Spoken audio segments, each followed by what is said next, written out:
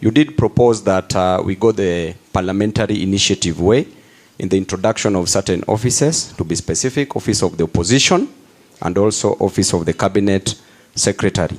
So my question is, the moment the opposition is strengthened, and we know what happens in parliament, especially after elections, the moment these offices are strengthened and they are being financed by the government, especially the office of the opposition, then what happens in such a situation where the parliament will want to come and amend, bring an amendment to the same? Won't we be interfering so much with this office and watering down its powers? And it might end up being even scrapped off again. So I think we need to look into that, and my opinion is to go the referendum way. When it comes to the finance bill, Professor, you know very well that Kenyans are suffering because of the high cost of living. And every year, with the increment of the taxes, leads to serious increment of expenditures without an increment in income in the pockets of common wananchi. Right now, the Kenya Kwanza government is introducing a tax on bread. We know what led because of taxation of bread. We know the French Revolution, if I may remind you. And during the French Revolution, it was caused mainly because of economic inequality and social injustice. When common wananchi were demonstrating to demand that the cost of bread be lowered in France during the reign of King Louis XVI. The revolution started in 1789 when the people said that you must lower the cost of bread. But the wife to the king, Marie Antoinette, came out boldly and said that if you guys can't afford bread, why don't you eat cake? That is what Ruto is trying to tell us now. That if we can't afford bread, we need to eat cake. And I urge Kenyans, His Excellency Kalonzo said it rightfully. This nation can only be changed if there are demonstrations, no negotiations. We need to swing and stop singing. Thank you. I think that one needs no answer. That was a comment. Honorable Mayaka. Thank you very much. I just want to make three very quick comments. Number one is, I know we've glazed through the bills, but it is my hope that we'll actually get the drafts so that we can familiarize ourselves very well with it. Second one is we need to be very cautious, especially during the Committee of the Whole House, because I noticed during the IBC Committee of the Whole House, we had members who tried to sneak in some mischief. So that is where we really need to focus on, so that they don't sneak in the mischiefs that they want to focus for us. And finally, on the finance bill, I know there's a lot of focus on Mkate, and that is exactly what they want us to do, so that they hide all the other things in the actual bill. The devil is actually in the detail. And Honorable Wandai did share with us a document from Bowman's that I think we all need to familiarize ourselves with, because that is where they've really hidden the things that are going to affect Kenyans. Thank you very much. Thank you very much, Honorable Mayaka. Honorable Mayaka is basically saying, suppose watoe mkate. Will you be okay with that finance bill? So you need to look at that. Honorable Kajwang. Thank you, Professor. The NADCO report made mention of issues of boundaries.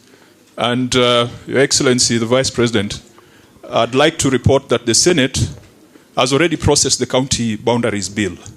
I was a sponsor of the bill, and the bill has now been transmitted to the National Assembly. And I'd like to request Honorable Wandai that when the bill comes before the National Assembly, it be given priority.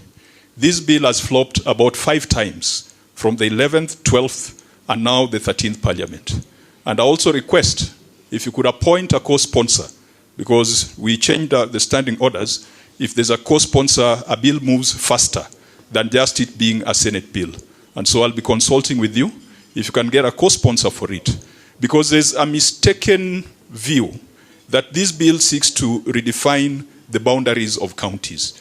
The boundaries of counties, unfortunately, in the current constitution, were not defined, but then the District and Provinces Act, which is drawn from the Independence Constitution.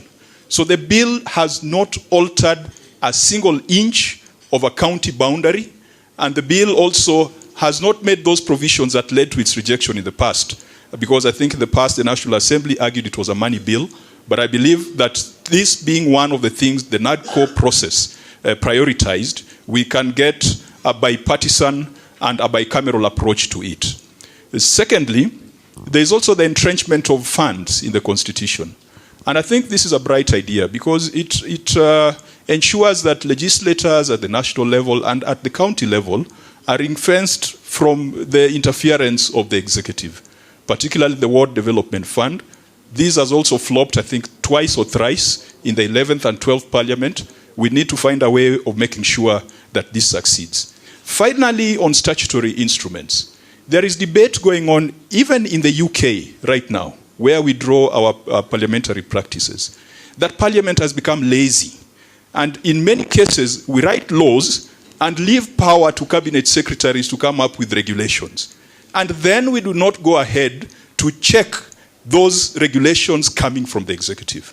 I wish we could align the amendments to the Statutory Instruments Act by amending Clause 12 and putting it in statute that the delegated legislation committees of Parliament shall be chaired by persons who are not in parties that form government.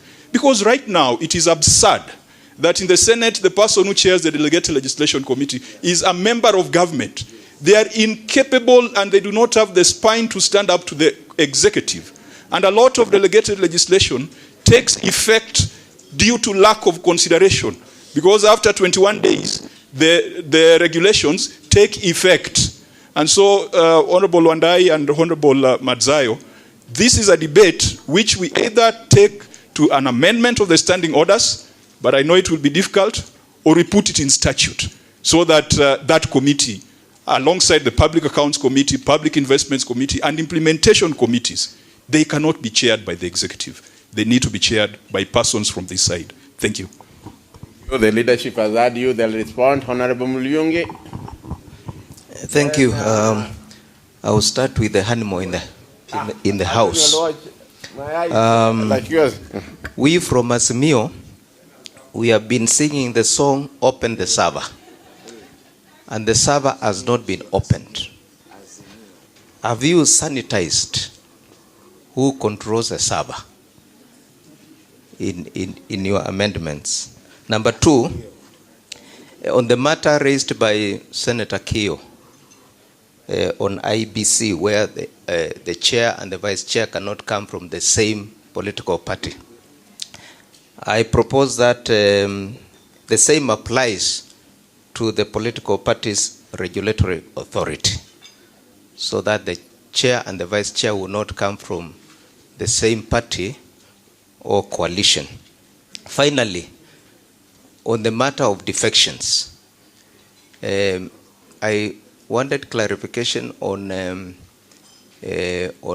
working with the other side, because I've seen a situation whereby even a nominated member of Parliament from Azimio is working with the government.